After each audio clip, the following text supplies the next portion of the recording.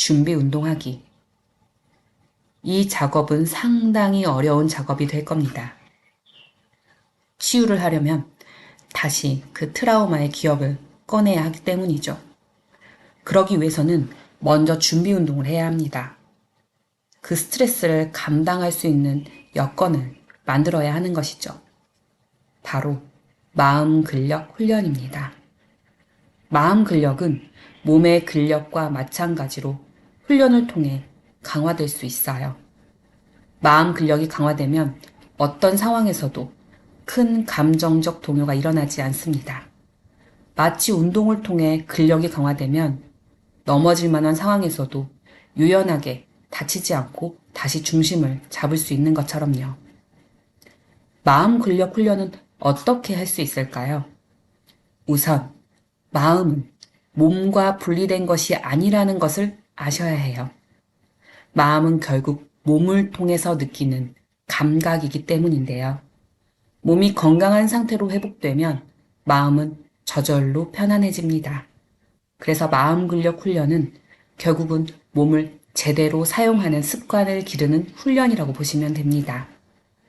그러니까 몸 건강을 위해서 실천하는 충분한 수면과 건강한 식습관, 꾸준한 운동이 마음 근력 훈련의 기본이 됩니다. 거기에 제가 오늘 하나 알려드리고 싶은 것이 있는데요. 바로 명상입니다. 명상은 종교적 색채가 없는 마음 근력 훈련의 일환으로서 하셔도 됩니다. 만약 종교가 있으시다면 종교적인 명상을 하셔도 좋습니다. 만약 종교적인 명상법에 거부감이 드신다면 연세대 김주환 교수님의 과학적인 명상 훈련 프로그램을 추천드립니다. 유튜브 김주환의 내면 소통을 참고해 보세요. 오프라 윈프리, 짐 캐리, 유발 하라리, 스티브 잡스 등 성공한 유명인들의 공통적인 생활 습관 중 하나가 바로 명상입니다. 왜 하는 게 아니라 뭘 안 하는 거예요. 우리는 산책을 가더라도 온전히 산책을 즐기기보다는 과거나 미래 생각에 빠져 있거나 이어폰을 꽂고 이곳이 아닌 다른 세상에 가 있습니다. 산책을 갔다면 아무것도 손에 들지 말고 산책 그 자체에 온전히 빠져보세요. 공기의 냄새, 살갗에 닿는 온도, 발바닥의 압력, 팔과 다리의 움직임, 푸르른 하늘과 초록의 나무들, 나의 오감을 산책하는 순간에 온전히 집중시켜 보는 거죠. 설거지를 한다면 다른 걱정은 모두 내버려 두고 온전히 그릇과 손의 움직임, 달그락거리는 소리 등 느껴지는 감각에만 집중해 보세요. 순간순간 그 상황에 집중하려는 것, 의식의 초점을 현재 여기에 두는 것, 미래나 과거로 가려는 생각을 다시 현재 느껴지는 감각으로 가져오는 것, 그것이 바로 명상이니까요. 명상의 핵심은 내가 얼마나 완벽하게 명상을 잘 해내는가에 있지 않습니다. 오히려 얼마나 놓아버릴 수 있는가, 얼마나 통제하고 조절하려는 의도를 내려놓을 수 있는가에 달려있죠. 평온함은 늘 언제나 거기에 그 상태로 존재하고 있어요. 그것을 알아차리기만 하면 되는 거죠. 아무것도 하지 않음으로써 가장 중요한 것을 해내는 것이 바로 명상입니다. 명상은 우리를 편안하고 행복하게 합니다. 늘 불안하고 초조함 속에서 과거의 상처를 자꾸 복기하며 괴로워했던 저에게도 명상은 마음의 자유와 일상의 회복을 주었습니다. 2단계, 직면하고 감정 표현하기. 자, 이제 일상의 평온함을 누리며 몸과 마음이 튼튼해진 상태라면 과거의 상처를 직면할 시간이 왔어요. 그 상처에 직면하게 된다면 자연스럽게 올라오는 감정을 꼭 표출하셔야 합니다. 감정을 표출하는 것은 그것을 흘려보내기 위해 필수적인 절차거든요. 억눌렸던 감정을 효과적으로 건강하게 표현할 수 있는 방법을 3가지로 말씀드려 볼게요. 첫째, 비슷한 상처를 그린 영화 드라마 보며 주인공에게 감정이입하기. 상처를 억누르고 회피하고 있을 때는 나와 같은 상처를 겪는 주인공을 그린 이야기를 보면 일부러 피하게 됩니다. 그런데 마음 근력이 붙고 직면할 용기가 생기니 오히려 감정 해소 차원으로 그런 이야기를 찾아볼 수도 있는데요. 저희 어머니 같은 경우는 시골에서 장녀로 자랐고 남동생과의 차별로 학업을 포기하고 동생 뒷바라지를 위해 일찌감치부터 일을 했어야 하는데요. 92년 MBC에서 방영했던 아들과 딸이라는 드라마를 뒤늦게서야 그렇게 좋아하셨습니다. 방영되던 시기만 해도 아직 감정 해소가 되지 않았던 터라 드라마를 보기 불편했다고 하시더라고요. 그러다 최근에서야 유튜브를 통해 그 드라마를 보시는데요. 눈물, 콧물 빼다 웃다가 화내다가 온갖 감정을 다 표출하셨습니다. 아버지가 술 좋아하셨던 것, 어머니가 아들만 챙기고 딸은 희생시키셨던 것, 모두 저희 엄마 이야기였죠. 만약 선생님께서 마음 근력이 다져져서 상처를 직면할 용기가 나셨다면 이제는 이런 영화나 드라마 찾아보시면 정말로 감정 해소에 많은 도움이 되실 거예요. 실컷 주인공에게 공감하며 감정 표현하고 과거에 상처 입었던 감정을 흘려 보내주세요. 그걸 카타르시스라고도 하죠. 그리고 자유로워지세요. 어느 순간이 되면 그런 이야기를 봐도 그런 주인공의 슬픈 스토리를 봐도 그냥 허허 하고 웃을 수 있게 될 거예요. 둘째, 다른 사람이나 나 스스로에게 솔직하게 터놓기. 믿을 만한 사람, 편견 없이 들어줄 사람에게 솔직하게 나의 과거의 상처와 감정을 이야기하는 겁니다. 그런 사람은 배우자가 될 수도 가까운 친구일 수도 있을 것입니다. 그런데 일상생활에 지장을 줄 만큼 큰 상처를 가진 것은 분명한데 무엇 때문에 이렇게 내 마음이 고통스러운지 그 구체적인 실체와 원인을 모를 수도 있을 겁니다. 왜 그럴까요? 심한 학대나 배신을 당한 사람들의 경우 그 정황을 정확히 잘 기억하지 못하는 사람들이 많습니다. 그 사실을 폭로하기보다는 학대나 무시를 받더라도 그 상황을 유지하는 게 안전하다고 믿었기에 기억을 무의식적으로 조작하거나 없애버리기도 하는 것이죠. 이런 경우는 전문가를 찾아간다 해도 약물 처방 외에는 방법이 없을 거예요. 하지만 약물은 고통의 순간만 지연시켜 줄 뿐 근본적인 해결책이 되기는 어렵습니다. 그렇다면 그 실체를 어떻게 발견해낼 수 있을까요? 제가 추천드리는 방법은 김상훈 선생님의 거울 명상인데요. 유튜브로는 김상훈의 와칭이 있고요. 와칭, 신이 부리는 요술이라는 책도 있습니다. 거울 명상은 아주 단순해요. 방해받지 않는 곳에서 거울을 바라보며 내면을 성찰하는 명상입니다. 거울 앞에 앉아 나를 바라보면서 나 스스로에게 감정을 표현할 기회를 줍니다. 그냥 토닥토닥 해줘도 되고 울어도 되고 화를 내도 됩니다. 아무것도 하고 싶지 않다면 무표정하게 그냥 앉아 있어도 됩니다. 처음에는 아무 감정이 올라오지 않을 수도 있어요. 하지만 10분씩, 20분씩, 또 길게는 1시간, 2시간씩 수일간 지속하다 보면 어느 순간 어떤 감정과 기억이 불현듯 올라올 것이에요. 그때 그 장면을 그냥 바라봐주면 됩니다. 바로 과거의 그 순간에 직면하는 것이죠. 어떤 판단도 하지 않고 변명도 하지 않고 이해하려고도 하지 말고 그냥 영화처럼 그저 바라봅니다. 그리고 그런 과거의 나의 그리고 상대방의 감정을 느껴지는 그대로 읽어봅니다.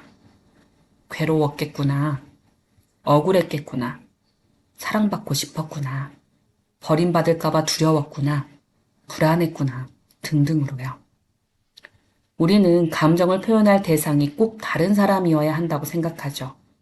하지만 나 스스로와의 내면 소통을 통해 나의 감정을 충분히 표현하고 수용하고 위로할 수 있어요. 왜냐하면 나는 하나의 자아가 아닌 여러 개의 자아로 이루어졌기 때문입니다.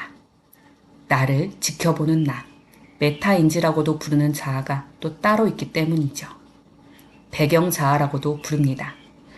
이 거울 명상으로 인한 치유 사례는 아주 많은데요.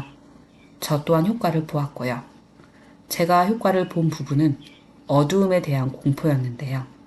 어둠에 대한 실체 없는 공포로 인해 편안하게 잠을 잘 자지 못했었는데 이 거울 명상을 통해 그 원인을 발견했고 지금은 많이 편안해졌습니다. 셋째, 글이나 예술로 표현하기. 과거의 나에게, 현재의 나에게, 미래의 나에게 해주고 싶은 말을 솔직한 감정을 담아 글을 쓰는 것을 치유의 글쓰기라고 부릅니다. 사실 어떤 사건에 대한 감정은 길어야 몇 초면 흘러가는 것이죠. 내가 그 감정을 붙잡고 있기에 계속 나를 괴롭히는 것입니다. 오랜 시간 나를 괴롭히고 있는 것은 그 사건이 아니라 그 사건에 대한 감정을 붙잡고 있는 나입니다. 그래서 그 감정을 억누르지 말고 그냥 표현해 버리는 것이 현명하죠. 억누르면 억누를수록 반작용으로 더 큰 감정으로 스프링처럼 튀어 올라오니까요. 사랑하는 사람을 잃은 고통이라 할지라도 시간이 흐르면 분명히 그 감정이 희미해지는 경험 해보셨나요? 시간이 약이라는 속담이 괜히 나온 말이 아니거든요. 그런데 처음 말씀드렸던 60대 여성분의 사례처럼 평생을 트라우마에 시달리는 것은 참으로 안타까운 일입니다. 가해자가 아닌 피해자가 더 가혹한 처벌을 받는 모양새가 되니까요. 그러니 괴로웠던 그 과거를 글로 표현하고 흘려보내보세요. 억눌린 시간이 길면 길수록 더 깊이 숨겨두었을수록 시간이 걸리긴 할 겁니다. 꼭 글이나 말이 아니더라도 그림이나 음악, 춤 등의 예술적인 활동으로 나의 감정을 표현할 수도 있어요. 천재적인 예술가 중에 불행한 삶을 지낸 사람이 많은 것도 그 이유일 것입니다. 만약 나에게 음악적 재능이나 미술적 재능이 있다면 예술적으로 승화해보세요. 이 방법도 글쓰기만큼이나 감정을 흘려보내는데 분명한 효과가 있을 겁니다. 우리는 흔히 뭔가를 안다거나 혹은 모른다고 생각하지만 사실 뭔가를 안다는 것에는 여러 가지 방식이 있습니다. 뭔가를 감각이나 태도의 수준에서 알 수도 있고 혹은 단어 수준에서 알 수도 있어요. 그 상처를 단어 수준이 아닌 온전한 감각의 수준으로 아는 것이 바로 직면입니다. 그래서 직면이 두려울 수 있죠. 하지만 사실 모든 두려움은 마주하고 나면 금방 사라져버리는 감정이에요. 그 안에 뭐가 들어있을까? 온갖 상상력을 덧붙여 두려움을 키우고 있었을 뿐이죠. 오히려 딱 마주하고 나면 해결책도 떠오르고 생각보다 별거 아닐 수 있습니다. 그래서 시작이 반이라는 속담도 있지 않나요? 뭐든 시작이 가장 어려운 거거든요. 막상 시작하면 어떻게든 굴러가게 되어 있습니다. 진짜 상처 입은 과거를 청산하고 과거에 얽매이지 않고 성장하는 새 인생을 자유롭게 시작해보고 싶으시다면 용기를 내보세요. 바로 지금부터 마음 근력 훈련, 간단한 명상부터 시작해보시는 겁니다. 사실 세상에 어떤 일도 나에게 절대 일어나서는 안 되는 일은 없습니다. 모든 일은 모든 사람에게 일어날 수 있죠. 물론 어떤 누군가가 가혹한 사고를 당해도 좋다라는 것은 절대로 아닙니다. 하지만 이미 일어나 버린 일이라면 그 과거를 되돌이킬 수는 없지 않나요? 이제 우리는 현재를 살며 미래를 향해 나아가야죠. 그러기 위해서는 이미 일어난 사실은 온전히 받아들이고 흘려보내야 합니다. 더 이상 과거에 영향받지 말아야 하죠. 그것을 회피했을 때 받는 부작용은 내 삶 전체를 잠식할 수도 있으니까요. 3단계, 그때 그 상황이 최선이었음을 받아들이기. 내가 어리석어서 상처를 입은 것은 아닙니다. 건강한 몸과 마음, 지지해주는 관계, 안전한 환경 다 갖춰졌다 해도 어릴 적에 깊은 상처 치유하는 일은 매우 매우 어렵습니다. 이것은 단순히 알고 표현하는 그런 단순한 과정이 아니기 때문인데요. 상처를 직면하고 과거로부터 영향을 받지 않기로 결정한 선생님께 다음과 같은 조언을 드리고 싶어요. 상처를 회피해왔던 과거가 지금의 생존에 도움이 되었다는 사실을 이해하세요. 우리 모두는 매 순간 나름대로 최선의 선택을 하며 살아왔습니다. 그것은 아마도 생존을 위한 선택이었을 거예요. 진작 이 상처를 치유하지 못한 자신을 탓하지는 마세요. 지금까지 삶을 포기하지 않고 그 자리에 계시는 것만으로도 선생님은 최선의 선택을 한 것이기 때문입니다. 상처를 치유하고 성장하기로 결정하는 것은 엄청난 용기를 가진 도전입니다. 이 도전을 시작해야 하는 때인지 아닌지는 스스로만 알 수 있죠. 혹시 아직 선생님께서 준비가 되지 않았더라도 그 결정 또한 최선입니다. 언젠가는 상처를 청산하고 싶다라고 생각한 것만으로도 충분한 의미가 있어요. 그리고 이제 직면할 때가 되었다라는 판단이 들면 스스로에게 여유를 가지세요. 힘든 과정이 될 것이고 시간이 걸릴 것입니다. 필요한 만큼 충분한 시간을 들여야 해요. 그리고 그 과정 중에서도 삶의 아름다움과 즐거움을 느낄 수 있는 일들은 계속 해나가세요. 누구에게나 자신만의 기쁨을 누리는 방법이 다 있습니다. 자연 속에서 시간을 보내고 음악을 듣거나 좋은 책을 읽는 것도 아름다움과 즐거움을 누리며 활기를 되찾는 방법이 될 것입니다. 우리가 상처받은 상황을 왜곡하거나 망각하지 않고 직면할 때 세상은 이전과 같아 보이지 않게 될 거예요. 새로 발견한 현실에는 두려움과 긴장감이 일어난다고 해도 상처를 직면할 때 성장에 대한 새로운 가능성이 열릴 거거든요. 오늘 이야기가 좀 길어졌는데요. 오늘 제가 드리고 싶었던 말씀의 요점은 간단합니다. 명상 꼭 한번 해보세요. 청아한 싱잉볼 음원을 들을 수도 있고 명상 전문가의 가이드를 들을 수도 있어요. 유튜브에 너무나도 좋은 명상이 많습니다.